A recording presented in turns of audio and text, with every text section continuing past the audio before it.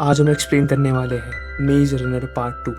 First part में हमने देखा था कि किस तरह से भूल भुलैया से मेज से निकलने के लिए बच्चों को कई साल लग गए। इसमें उन्हें अपनी जान से खेलना पड़ा और जब ये सब बाहर आ जाते हैं तो इन्हें पता चलता है जिस ऑर्गेनाइजेशन ने इन्हें मेज के अंदर रखा था उसका नाम विक्ट था, और जहाँ से आप इन्हें कुछ नापाक पोश हेलीकॉप्टर में अपने साथ ले जाते हैं जहाँ पे कुछ और भी बच्चे होते हैं जिनके पेरेंट्स ने अपने बच्चों को उसी यूनिक के विकेट कंपनी के हवाले कर दिया था।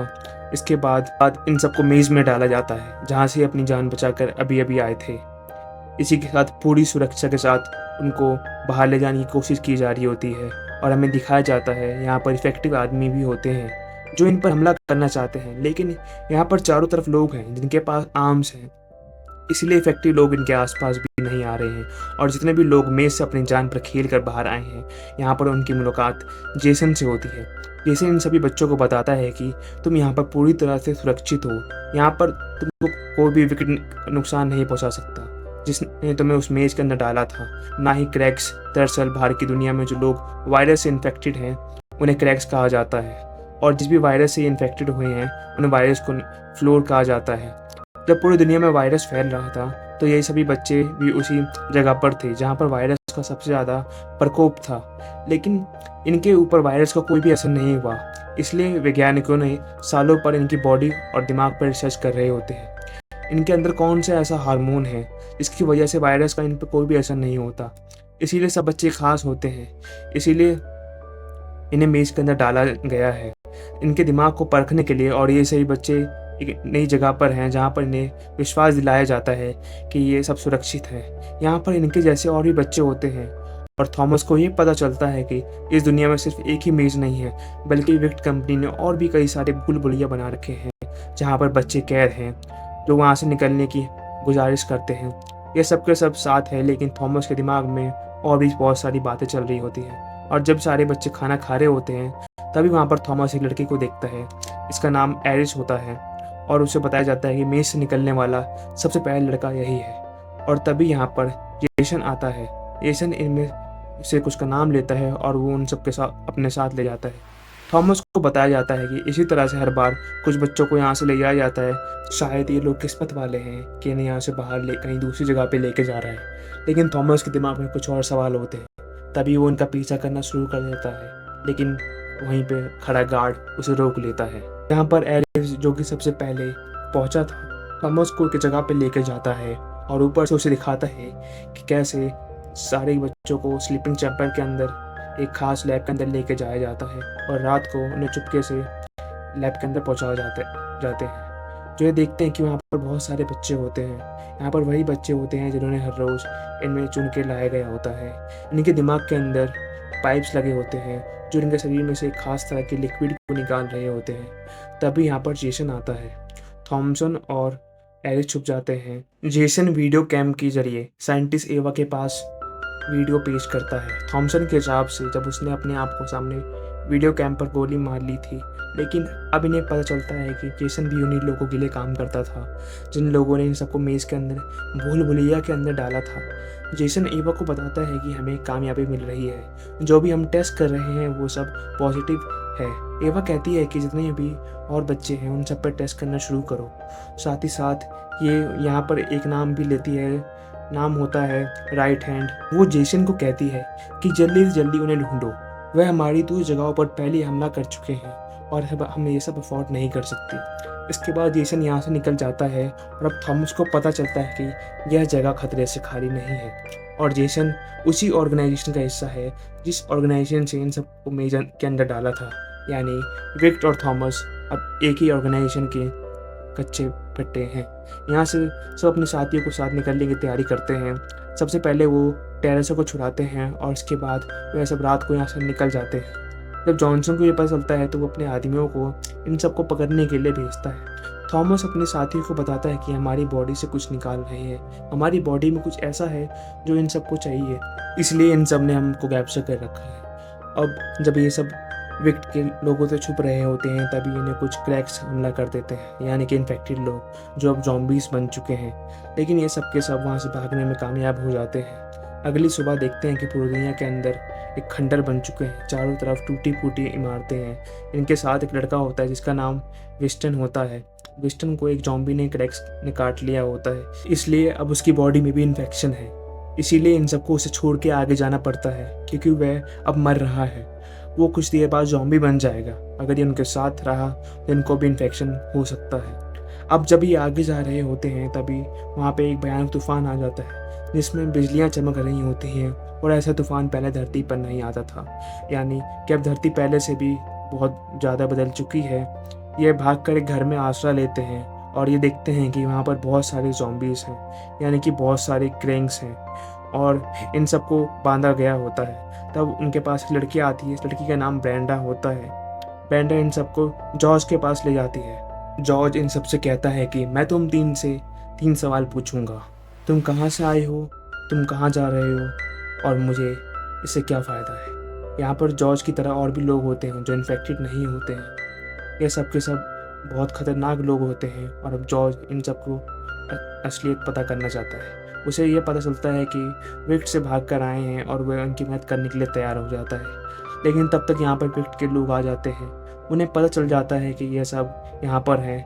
यहाँ के सब भाग जाते हैं, लेकिन थॉमस और ब्रेंडा यहीं पर अटक जाते हैं। यहाँ पर विक्ट के लोग उन्हें पकड़ने वाले होते हैं। यहाँ पर एक ब्लास्ट होता है जो जॉर्ज ने यहाँ पर चारों तरफ डायनामाइट बिछाए थे वो फट जाते हैं, जिसकी वजह से पूरी बिल्डिंग गिर जाती है।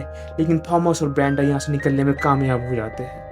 लेकिन उनके ऊपर से खतरा अभी भी टला नहीं होता, क्योंकि जॉम्बीज इन पे हमला कर रहे होते हैं, और ब्रेंडा एक ऐसी जगह पर गिर जाती है जो पूरी कांच की है, और वो कांच क्रैक्स हो रहे होते हैं। अगर कांच टूट गया तो ब्रेंडा कई फुट नीचे बिल्डिंग में नीचे गिर जाएगी, और यहाँ पर जॉम्बी एक बार फिर ब्रेंडा के ऊपर हमला कर देते हैं। लेकिन थॉमस उसका हाथ पकड़ लेता है और कांच को तोड़ देता है, जिसकी वजह से जॉम्बी नीचे गिर जाते हैं।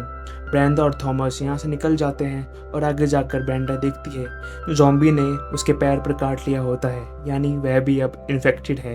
यहाँ पर उन्हें अपने जैसे कुछ नॉर्मल लोग भी मिलते हैं, यानी वो दूसरे लोग इन्फेक्टेड नहीं हैं। और यहीं पे रात को थॉमस को एक सपना आता है जिसमें उसे अपनी पुरानी यादें आती हैं, जिसमें वो ट्रेशर को ये बता रहा होता है कि उसे विक्ट के सारे प्लान का पता चल चुका है, और वो कहता है कि मैं लोगों को मरता हुआ नहीं देख सकता। तभी ऑर्गेनाइजेशन का एक आदमी आकर उसे अपने साथ ले जाता है, और इसी की वजह से हमने कहानी के फर्स्ट पार्ट में हमारे मेन कैरेक्टर को देखा था जो मेज के अंदर होता है, और ट्रेशर को भी इसी वजह से डाला गया था क्योंकि वह विकेट के साथ मिलकर काम करना नहीं चाहता था। उन्हें उनकी सच्चाई पता चल चुकी थी। अब थॉमस और ब्रेंडा अपने पुराने लोगों से मिल जाते हैं। यहाँ पर उन्हें एक आदमी के बारे में पता चलता है जो इनकी खबरें विक्ट तक पहुँचाता था। इसका नाम मार्कस होता है, और ये लोग इसे मार कर यहाँ से निकल जाते हैं, क्योंकि अगर इसे पता है कि ये यहाँ पर है तो ऑर्गेनाइजेशन को भी पता होगा कि ये यहाँ पे है। और एक लंबा सफ़र तय करने के बाद ये चट्टानों के बीच में एक पुल देखते हैं जहाँ पर बहुत सारी पुरानी गाड़ियाँ होती हैं, और जब ये आगे बढ़ते हैं तो इनके ऊपर गोलियाँ चलना शुरू हो जाती हैं और ये सब छुप जाते हैं। वहाँ पर दो लड़कियाँ आती हैं और इन्हें अपना गन पॉइंट पे ले लेती है। यहाँ पर इनके साथ एरिस भी होता है, वही लड़का जो सबसे पहले मेज से निकला था, और ये दोनों लड़कियाँ भी उसी मेज में थी इसमें एरिस था। ये एरिस को अपने गले से लगा लेती है और ये बताती है कि हमें राइट आर्म ग्रुप्स ने बचाया। थॉमस कहता है क्या तुम राइट आर्म ग्रुप को जानती हो, और इसके बाद ये दोनों के दोनों उन सबको राइट आर्म ग्रुप्स के पास लेके आते हैं। लेकिन अब वहाँ पर ज़्यादा लोग बचे नहीं हैं। उसका नाम राजा होता है। राजा कहता है कि हमारे सारे लोग मारे गए हैं। तभी ब्रेंडा जिसे ज़ॉम्बी ने काट लिया था वो बेहोश हो जाती है, क्योंकि इन्फेक्शन अब उसकी बॉडी में फैलता जा रहा था, और राजा ने अपनी गन निकाल के उसे मारना चाहता था। लेकिन थॉमस उसे रोकता है। वो कहता है ऐसा मत करो, मैंने इससे वादा किया था कि मैं तुम्हारी मदद कर सकता हूँ। वो कहता है कि हाँ, मैं इसे मारकर तुम्हारी मदद कर सकता हूँ। और तभी वहाँ पर एक साइंटिस्ट आती है जो कभी ऑर्गेनाइजेशन के लिए काम किया करती थी, और वो थॉमस को पहले से जानती थी, लेकिन थॉमस को कुछ भी याद नहीं होता। वो साइंटिस्ट को बताती है कि तुम ऑर्गेनाइजेशन में थे तो तुमने मुझे कहा था कि अब मैं बर्दाश्त नहीं कर सकता, क्योंकि एक एक करके तुम्हारे दोस्तों को तुम्हारी आंखों के सामने मार रहे थे। और इसके बाद तुमने हमें ऑर्गेनाइजेशन के कई ठिकानों के बारे में बताया जहाँ पर जो राजा था वो राइट आर्म का लीडर है। मुझे पता चलता है कि थॉमस वो इंसान है जिसकी वजह से ऑर्गेनाइजेशन को इन्फॉर्मेशन मिलती थी और ये उन पर हमला करती थी। लेकिन थॉमस को इस बारे में कुछ भी याद नहीं है, क्योंकि ये सब वह कारण होते हैं जिसकी वजह से ऑर्गेनाइजेशन ने थॉमस की याददाश्त को मिटा दिया होता है और बाद में उसे मेज में भेज दिया होता है। वैज्ञानिक थॉमस और ब्रेंडा को अपने साथ ले जाती है और वो थॉमस को बताती है कि शुरू में ऑर्गेनाइजेशन के इरादे अच्छे थे। वह इस वायरस के इलाज ढूंढना चाहते थे और तुम ही कुछ ऐसे बच्चे थे जिनके ऊपर वायरस का असर नहीं हुआ। लेकिन सबसे बड़ा सवाल ये था कि क्यों? दरअसल तुम लोगों के दिमाग में ये एंजाइम पैदा होता है जिसकी वजह से तुम पर वायरस का असर नहीं होता। अगर हमें किसी तरह से इसका इलाज करना है तो तुम्हारे शुक्राणु से हमें एंजाइम को अलग करना होगा, उसे इफ़ेक्टिव इंसान की बॉडी में इंजेक्ट करना होगा।